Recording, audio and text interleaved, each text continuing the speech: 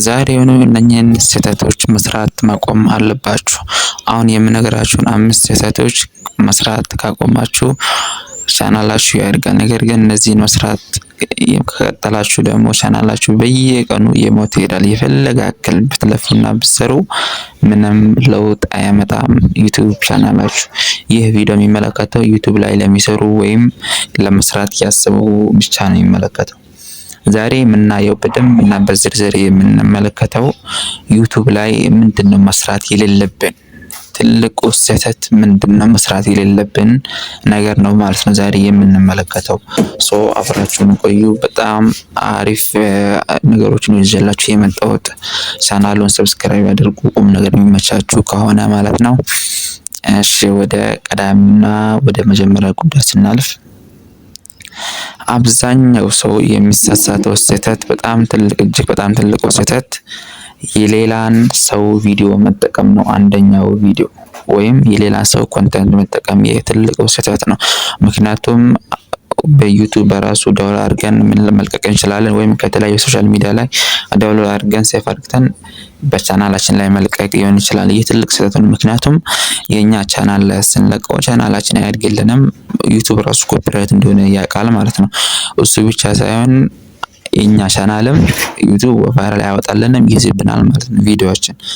የመጀመሪያው ስህተት ቢኖር የሌላን ሰው ኮንተንት መልቀቅ ዛሬውኑ ልናቆም ይገባል። ምክንያቱም በጣም ቻናላችን ይጎዳናል ማለት ነው። የመጀመሪያው ስህተት ይህ ነው። አስተካክሉ። ዛሬውኑ ማስተካከል ይኖርባቸዋል። ወደ ሁለተኛው እና በጣም ትልቁ ስህተት ሳልፍ ደግሞ ታምኔል የሌለውን ቪዲዮ አትልቀቁ፣ በፍጹም አትልቀቁ። ለምን መስላችሁ? እንዲህ ታምኔል የሌለውን ቪዲዮ መልቀቅ በጣም እኛን ተስፋ የሚያስቆርጠን ወይም ምንም ነገር እንዳንሰራ የሚያደርገን ነገር ነው። ታምኔል በጣም ለምንድን አላውቅም፣ ከፊሎቻችን ታምኔል እንዴት እንደሚሰራ ስለማናውቅ ነው መሰለኝ። ታምኔል በጣም ወሳኝ ነው፣ ለቪዲዮአችን በጣም ወሳኝ ነው።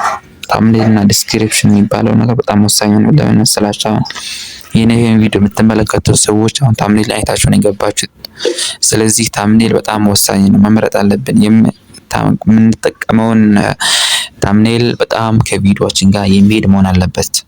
አሁን ለምሳሌ ስለ ዩቲዩብ አከፋፈል ታምኔል እንደዛ ብዬ ብጽፍ እና እዚህ ጋር ስለ ዩቲዩብ አከፋፈል ባላወራ አይገጥምም ማለት ነው። ስለዚህ ልክ አይደለም ማለት ነው።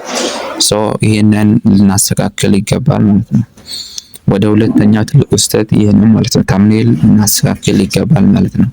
ወደ ሶስተኛው ደግሞ ሳልፍ የተበላሸ ቪዲዮ እና ሳውንድ አትልቀቁ። በጣም ትልቅ ስህተት ይህ ነው።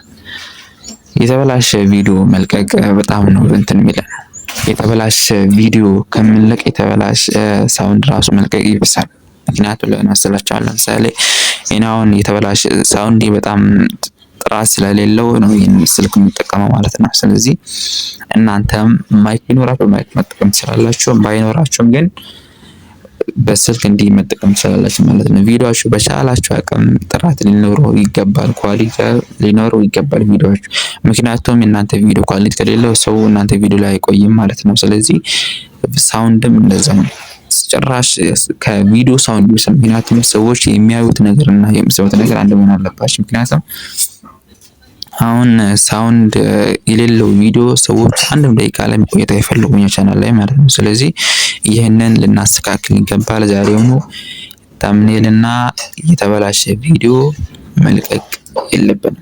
ታምኔላችን አሪፍ አድርገን መስራት አለብን። እንደገና ደግሞ የተበላሸ ቪዲዮ እና ሳውንድ ደግሞ መጠቀም የለብንም ማለት ነው። ዛሬውኑ ይህንን አስተካክሉ ማለት ነው። እሺ ወደ አራተኛው ሳልፍ ደግሞ ትኩረት የማይስብ ቪዲዮ አትልቀቁ። ትኩረት የማይስብ ቪዲዮ ስለምን መሰላችሁ? ለምሳሌ ስለ ተለያዩ ነገሮች ለምሳሌ ስለ መብራት አጠቃቀም ወይም ስለ ቀለም መቀባት ምናምን ሊሆን ይችላል ማለት ነው። እነኛው ትኩረት አይስበው። የተወሰኑ ሰዎች ቻናል ሊያዩልን ይችላሉ፣ ነገር ግን ምንም ትኩረት አይስብም ማለት ነው። ስለዚህ የምንለቀው ቪዲዮ ትኩረት ቢስብ መሆን አለበት። አሁን ለምሳሌ እኔ ስለ ዩቲዩብ ኮንተንት ስራ ከሆነ የምጠቀማቸው አይዲያዎች፣ የምጠቀማቸው ሀሳቦች ተምኔሌ በጣም ሰውን ሊስብ ይገባል ማለት ነው። ሰው ወደ እኔ እንዲመጣ እንዴት የሚል ጥያቄ ሊፈጠርበት ይገባል። እዛ ካልሆነ ወደ እኔ ቻናል ሰዎች አይመጡም ማለት ነው። ይህንን ዛሬውኑ ልታርሙና ልታስተካክሉ ይገባል ማለት ነው።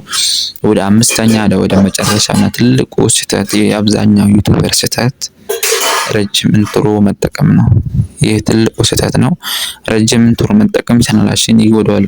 ምክንያቱም አሁን ትላልቅ ሚዲያዎች ተመልክታችሁት እንደሆነ ኢንትሮ አይጠቀሙም። መጀመሪያ ዋና ሀሳቡን የሚናገሩት እንጂ ኢንትሮ አይጠቀሙም ማለት ነው። ሶ ኢንትሮ መጠቀም ቻናላችን ያሳድጓል ማለት አይቻልም። ስለዚህ ይህንን ዛሬውኑ ልታስተካክሉ ይገባል ማለት ነው። አምስቱ ስህተቶች ይህንን ይመስሉ ነበረ። ከአምስቱ ስህተቶች ያልገባችሁ ወይም ይህን በደንብ አልገባኝም የምትሉ ካላችሁ ኮሜንት ላይ ጻፉልኝ፣ በደንብ አስረዳችኋለሁ። በሚቀጥለው ደግሞ ስለ ታምኔል አሰራር ወይም ስለ የተለያዩ ነገሮችን ማቀርብላችሁ ይሆናል። ስለዚህ ይህንን ቻናል ሰብስክራይብ እና ላይክ ያደርጉ። ሁልጊዜም አዳዲስ ቪዲዮዎችን የምንለቅ ነው የሚሆነው። ስለምታበረታቱንና ስለምትሰጡን ኮሜንት በጣም እናመሰግናለን። በሌላ ቪዲዮ እስክንገናኝ ድረስ ደግሞ መልካም ጊዜ ይሁንላችሁ።